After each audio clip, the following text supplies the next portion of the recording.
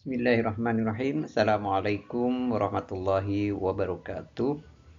Berjumpa kembali bersama saya Syarif As'ad. Semoga Anda dan kita semua selalu dalam lindungan Allah Subhanahu wa taala. Amin. Kali ini mahasiswa semuanya kita akan membahas topik kewirausahaan, yaitu bagaimana membangun sebuah bisnis dan relevansinya dengan pasar konsumen pada saat ini. Mahasiswa semuanya, kita akan memulainya dengan ide bisnis yang relevan dan berfokus pada kebutuhan konsumen, di mana produk atau layanan yang ditawarkan memiliki daya tarik yang kuat tentunya, dan permintaan yang konsisten. Bisnis yang dipilih tidak semata-mata didorong oleh ambisi pribadi saja, tetapi juga memiliki potensi keuntungan jangka panjang bagi semua pihak yang terlibat. Kemudian efisiensi dalam penggunaan modal ini menjadi sangat penting sehingga bisnis dapat berjalan dengan biaya yang terkendali dan tidak membebani. Selain itu, bisnis yang dipilih sebaiknya bukan bisnis musiman tetapi memiliki daya tahan panjang serta fleksibilitas untuk berkembang dari skala kecil hingga skala industri yang besar.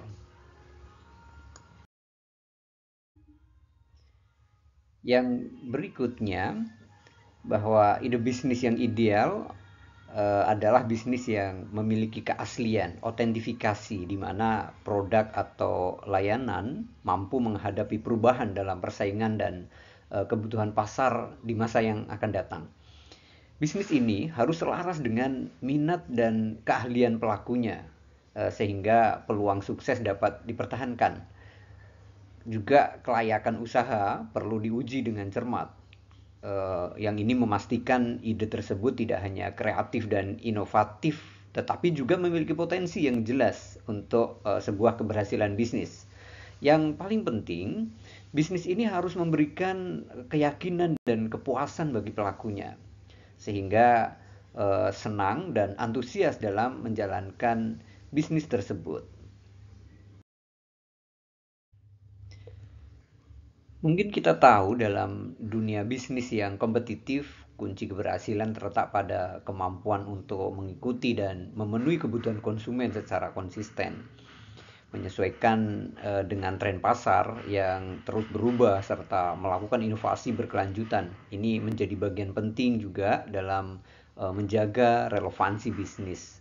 Kemudian meningkatkan kualitas dan penampilan produk atau jasa serta eh, cara dilakukan secara terus-menerus ini akan membantu mempertahankan daya saing. Bagi seorang pelaku bisnis muslim, berdoa tentu memohon kepada Allah Subhanahu wa taala menjadi sumber kekuatan spiritual yang penting kita sebagai orang muslim tentunya. Kemudian memohon pertolongan dan keberkahan dalam usaha sehingga bisa mencapai kesuksesan yang diidamkan.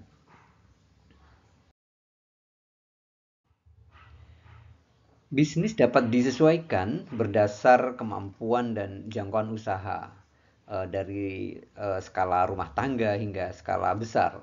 Semua itu proses sebagai sebuah penjajakan yang berjenjang yang diperlukan oleh pengusaha. Karena hal ini menyangkut kebijakan dan legal formal badan hukum yang telah diatur oleh negara.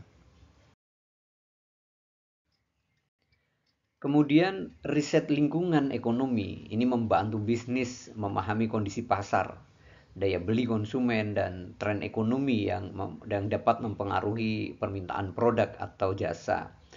Riset lingkungan, terutama riset lingkungan hukum dan politik, ini juga sangat penting untuk memastikan bisnis dapat beroperasi sesuai dengan regulasi yang berlaku dan memitigasi risiko kebijakan pemerintah yang dapat berdampak pada bisnis kita.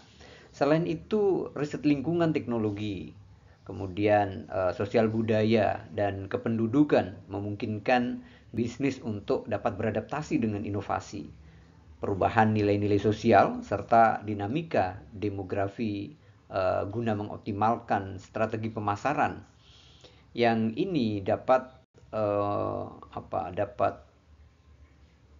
mengarah pada pengembangan produk yang ditawarkan. Berikutnya, SWOT analisis sebagai model yang banyak digunakan pelaku bisnis untuk mengidentifikasi semua hal terkait dengan manajemen bisnis, kaitannya dengan pasar konsumen. Sudah sepatutnya dirumuskan dan coba terapkan hasil analisisnya.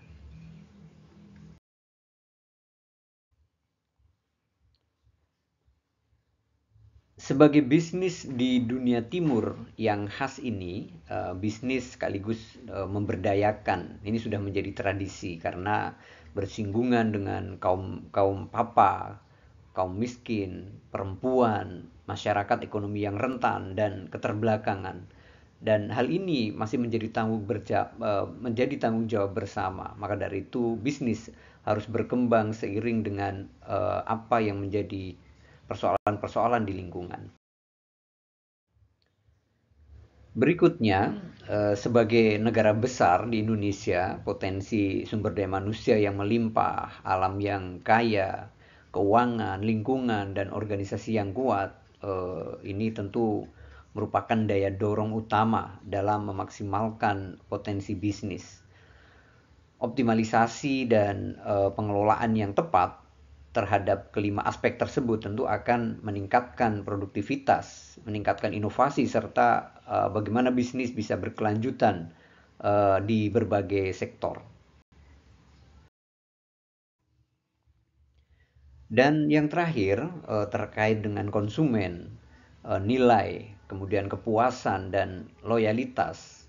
Ini adalah tujuan bisnis yang harus dilakukan sepenuh hati, yang tentu tidak meninggalkan ketentuan-ketentuan yang telah kita yakini dalam Islam, dan tentu itu sudah digariskan agar terwujud bisnis yang berkeadilan dan transparan, yang tidak bertentangan dengan kaidah-kaidah yang dalam syariat Islam.